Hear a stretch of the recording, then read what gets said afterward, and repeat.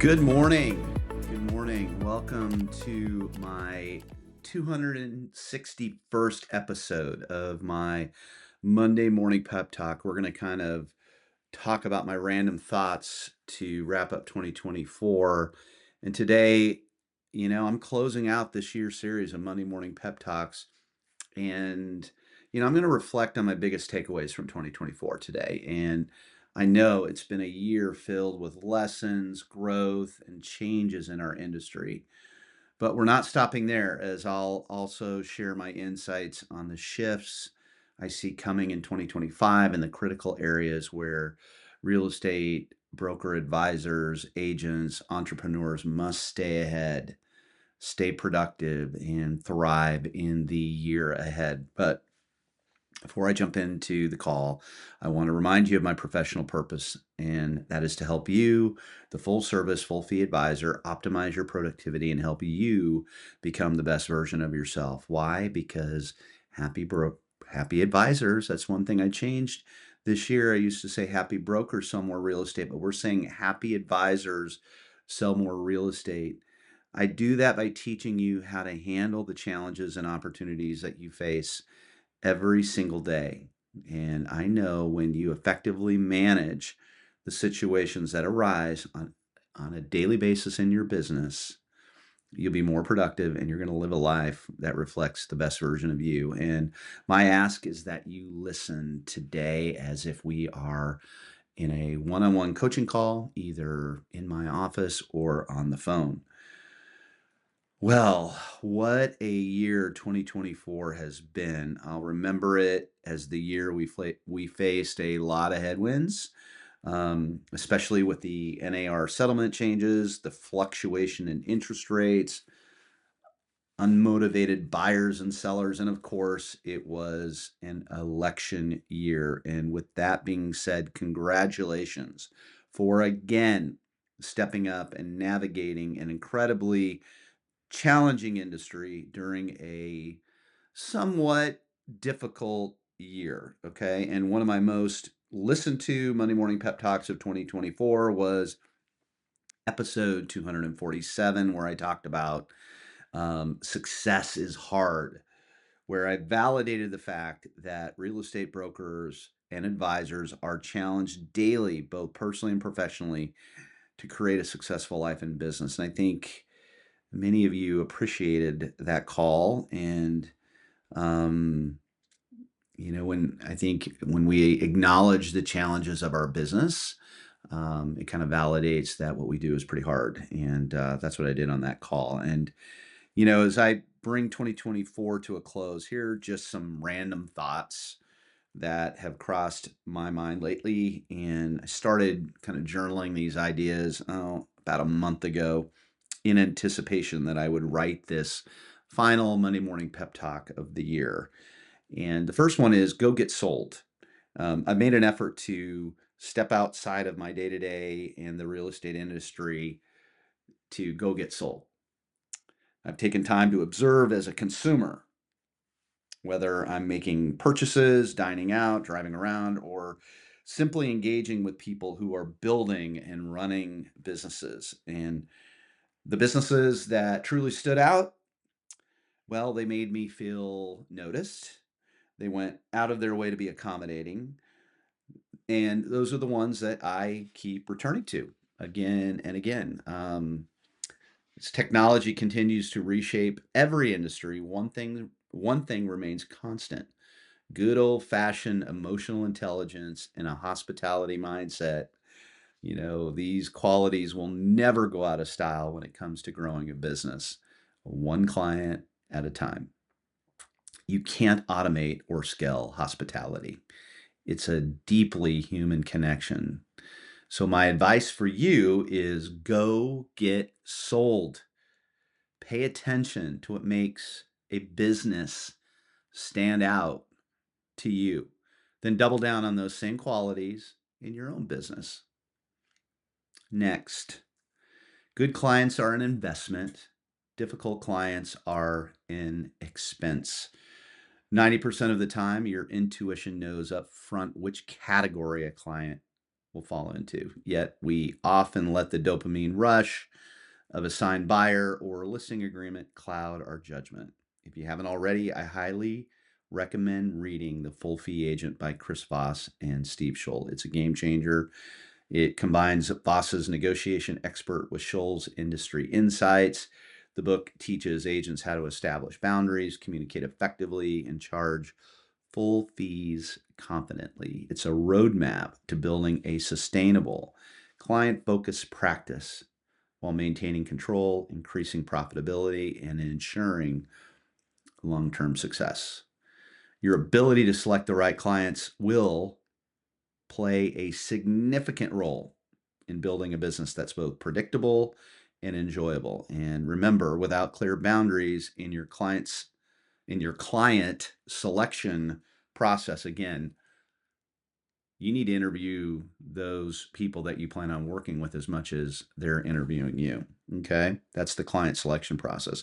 The wrong clients can derail your success. And as the saying goes, 20% of your clients will steal 80% of your joy. Protect your joy by choosing wisely. I want to talk about the herd mentality. I often use this metaphor stating that's like a herd of buffalo to describe the collective mentality of buyers and sellers. Buyers, in particular, move as a herd. When a subset begins to act, others watching from the sidelines, those trying to time the market often jump in, spurred by activity and listings they've been tracking. In 2021, it was a stampede of buffalo. Okay. By 2023 and 2024, the herd had settled. Buyers were comfortable grazing and just waiting. But all it takes is a spark, a fear of missing out on a deal to get the entire herd moving again. Be prepared for that momentum in 2025. There's significant pent-up demand. Many buyers haven't purchased since the frenzy of 2020 and 2021 when homes sold sight unseen in multiple offer scenarios. Since 2019, home equity in many markets have risen past the 50% mark. Sellers will likely begin leveraging that equity along with inheritances and accumulated cash in the next 12 to 18 months. That's my opinion. I'm coaching in about 40 different markets and I'm seeing that starting to happen. If you have buyers on the fence, help them understand the herd mentality. When that stampede begins, those waiting too long may find themselves left behind, watching the action from the sidelines. Okay, I want to talk about next a topic called Find Your Chip. I want to thank Ashley Shaw with Sotheby's International Realty Canada for introducing me to this powerful concept about motivation. We know that 20% of people take action because they're inspired. 80% find motivation when they're desperate, when their back is against the wall. Somewhere in between, there are those driven by something to prove, a chip on their shoulder that fuels their drive and results. It's intense. And if you're feeling stuck, maybe it's time to go find your chip. Identify your personal Goliath, that will push you into a new gear. We're all motivated differently, and that's okay. For some, the key to breaking out of a rut is as simple as finding that chip and letting it power you forward. Find your chip. Thank you, Ashley, for that. Next, your brain is just doing its job. You've heard me say this a lot this year, and it's true. Your brain's primary goal is to keep you comfortable and help you maintain the status quo. This is the root challenge of high performance. Those who succeed don't give in to negative self-talk. The voice that says, why push harder? You're paying the bills. Stay on the couch. It's Sunday. It's cold outside, and nobody's going to show up at that open house. Well, success begins when you stop listening to that voice and start taking action. The truth is, you'll sell more real estate when you're out in the world, engaging with people, not sitting at home on the couch. I think that's pretty obvious. If you're in a rut, the first thing you work on is to really evaluate what's going on between your ears. Your brain, like your heart pumping blood or your lungs breathing, is simply doing its job, keeping you safe. That's what negative self talk is, keeping you in the safe. But when we are trying to pursue success, comfort, comfort is the enemy. So train your brain to embrace discomfort because that's where the growth happens. Next, does success, does luxury have a size limit? This is a question I've been pondering over the last couple weeks. Is there a limit to the number of people you can truly serve while maintaining a hospitality driven approach? And my intuition says 100%. There's an inherent size threshold where the personal touch personal touch and attention to detail that define true hospitality begin to wane. It's a delicate balance, especially for those who aim to scale without losing their boutique feel. An excellent uh, an excellent example of a company that has intentionally stayed boutique to protect its luxury standing is Breguet, the Swiss watchmaker. Rather than expanding into mass production, they kept their production limited, focusing on craftsmanship, exclusivity, and personalized service. And by remaining boutique, Breguet continues to be synonymous with timeless luxury and exceptional quality, proving that sometimes scaling isn't the path to maintaining prestige. It's staying small and focused. And I think as real estate advisors, when I started coaching Take Flight, that number was about 150. Then I moved it to 100, your top 100. And now I think we might be closer to 50 to 75, depending on the size of your business. Um, Above that, you really need to scale and you need to add those people, and put a real emphasis on uh, human capital. That's what we've done here at Jameson Sotheby's International Realty. In 2025, embrace technology once and for all. Embrace the technological advancements that are reshaping our world because they're here and they're moving fast. Over my lifetime, okay, and I'm about ready to date myself, I've seen the introduction and evolution of game changing innovations: cell phones, email, the internet, Wi Fi, online shopping, social media, the iPhone, Uber, wireless devices, cloud based CRMs, and electric vehicles. All since I've been an adult, actually post college. And now perhaps the most transformative of them has arrived: artificial intelligence, AI. Right now, fewer than 5% of the population is actively leveraging AI, but those who are using it are achieving remarkable productivity gains, often at multiples of what was even potentially perceived or possible. We couldn't even imagine that we could have this much productivity using a tool. And in 2025, it's no longer optional. Okay, you need to embrace AI. Every day, I'm seeing new applications emerge that are nothing short of mind blowing. AI isn't just the next big thing, it's the tool that will define how we work and live. And I just don't want you to get left behind. People are planning their travel. They're using it in every way, shape, or form, creating reports, helping them write templated emails, cleaning up, documents, you name it. I'm starting to use it in my content creation, as AI is starting to learn my voice and giving me ideas on what kind of content might be relevant in the moment. It's unbelievable. I don't think that you'll ever lose your voice, but it can help you become more productive. And for somebody like me, that time is so essential that using an AI product, ChatGPT or others, is super, super important.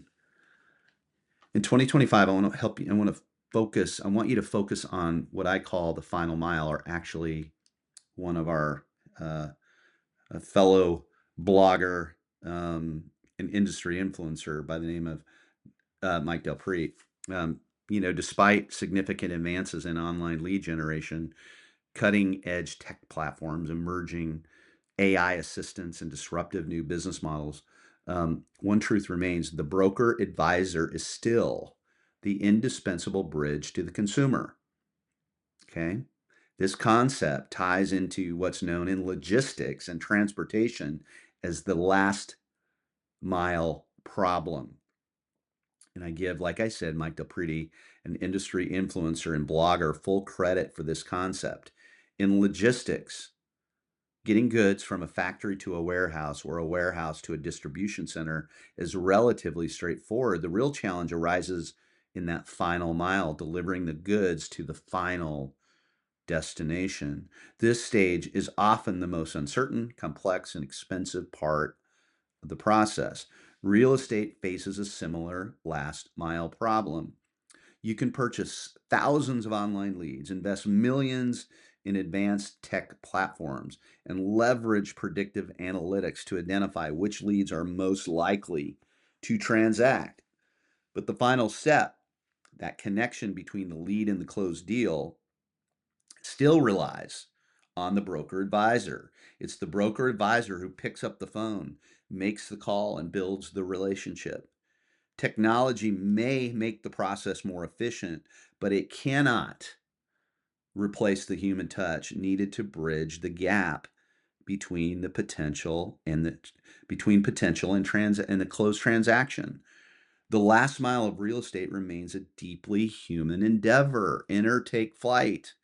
Enter my podcast. This is what I'm talking about, from mindset to habits, routines, and rituals, and to standards and clarity and CRM and relationship management and standard operating procedures and lead generation and marketing, all these areas that I teach and coach and constantly bring you contact on, is all about the final mile. I'll keep trying. Keep trying and keep trying to bring you content that will click so that as many of you as possible start picking up the phone, start writing those those text messages, start sending those DMs, whatever you got to do to build that predictable and enjoyable life. Okay. 2025 will have its challenges. There's not been one year in the 25 years I've been in the industry that has not been defined by quote unquote something. There's never truly been a balanced market where buyers and sellers are in complete agreement, are in harmony. I think 2025 will be the year that the true business owners, what I call winners, will separate themselves from the pack, which are the hobbyists. There will be true winners and losers. Just wait for this time next year. The contrast will widen, and some of the hobbyists will have to leave the arena. That includes brokers, advisors, and also brokerages. It's already happening, but it will be, like I said, become more obvious in 2025. And my advice for you: align with winners and true entrepreneurs that share the same values as you. Remember, in 5 years, you will be equivalent. You will be the equivalent of the books you read and the people you spend the most time with, and that goes for your clients as well. 2025 will be a fork in the road, not just for our industry, but for a lot of industries. That gap is widening. My final piece of advice: if you decide not to make changes in 2025, accept accept that you have made a choice. I can't predict what 2025 will bring to the industry. All I've got is, when I say I can't predict, I can't 100% predict. I've got feelings but about what might happen, but What I do have is experience and intuition. Okay. There's not a lot of people that speak to as many people around the country on a weekly basis. Experience and intuition. Intuition is simply pattern recognition. Pattern recognition comes from experience. And I'll be heading into my 25th year in the industry in 2025. And I've seen a lot, learned a lot, and have seen winners, and I've seen a lot of losers in our industry. Hopefully that didn't sound too harsh. A loser in this industry is those that just don't completely live up to their potential and do what they need to do to win. It's all right there in front of you. If you are listening to this today, you are most likely a winner. What other reason would you take the time to listen? I know this, and I'll do my best. I'll do my best to continue to lead through all that 2025 has to offer. And remember, if you are not changing, you are choosing. If you are not changing, you are choosing. Until next year, I'm shutting it down until Monday, January 6th, but on the 23rd and the 30th of December, my team and I will send you my best of 2024 via the email that I send out each week. Thank you. Thank you for all of your support in 2024. It's been a heck of a year, and one that I don't know that we could ever forget. It was a mile marker on our journey in this industry for sure. Have a wonderful, wonderful holiday season with your friends and family. And I know one thing. I'll do my best through this podcast, through these Monday morning pep talks, to lead you through 2025 and everything that 2025 has to offer. If you want to get on my email list, just email me at jim@askjimmiller.com, jim@askjimmiller.com, and my team will add you to the mailing list. Have a wonderful, wonderful week. Have a wonderful remainder to 2024, and I'll see you on January 6th. Thank you so much.